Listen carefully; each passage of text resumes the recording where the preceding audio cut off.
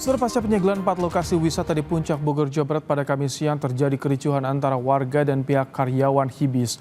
Warga ingin segera lokasi wisata itu dibongkar.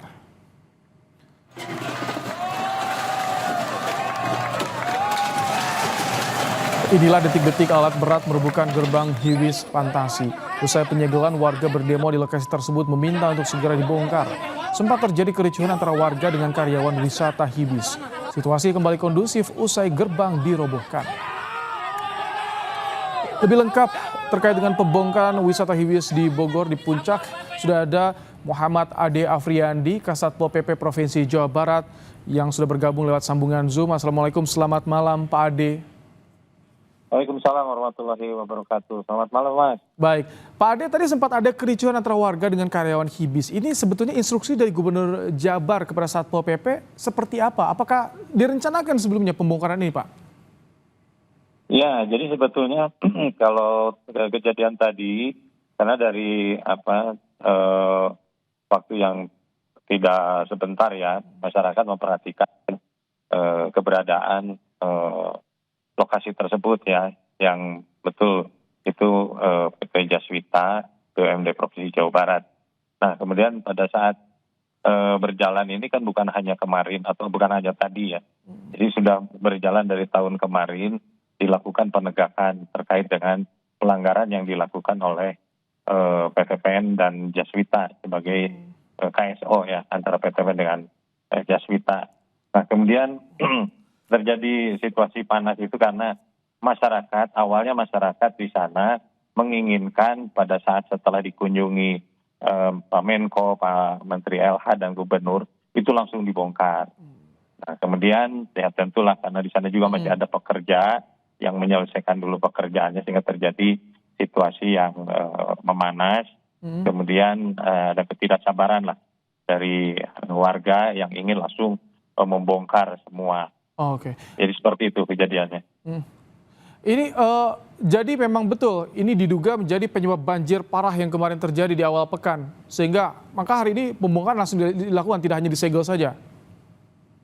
Iya, jadi yang dilakukan itu kan tidak hanya Pemprov Jawa Barat berdiri sendiri ya. Tentu dengan pemerintah Kabupaten Bogor dan kemudian juga dari Kementerian Lingkungan Hidup. Jadi penyegelan yang dilakukan juga tidak hanya oleh Pemprov, termasuk juga oleh Kementerian Lingkungan Hidup berkenaan dengan beralihnya fungsi ruang yang ada di kawasan ini.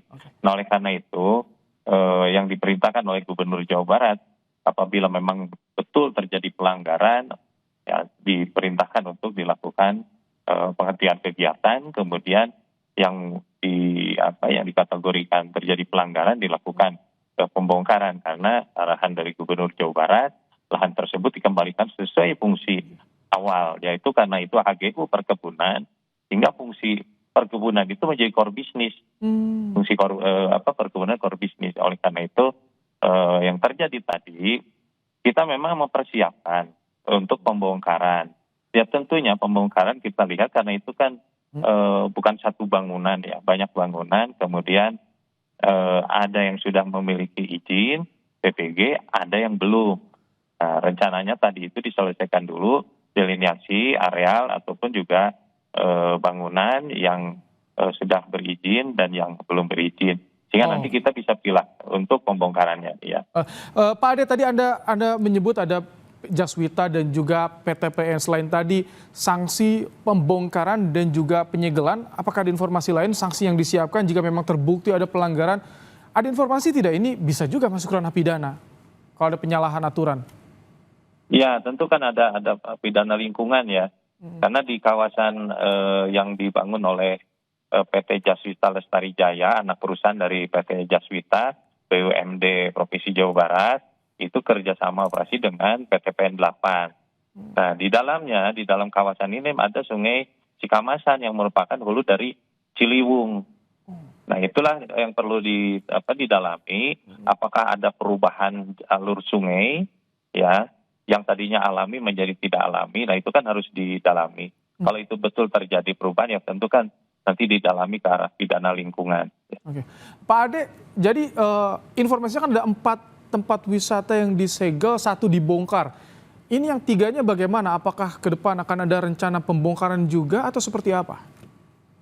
Ya, tentu sesuai dengan hasil gakum terpadu, dibuat langkah-langkah, artinya kita akan tindak lanjuti bersama antara Pemprov, Pemkab, juga dengan kementerian atau dengan pemerintah untuk menindaklanjuti penegakan hukum ya, baik penegakan peraturan daerah maupun undang-undang.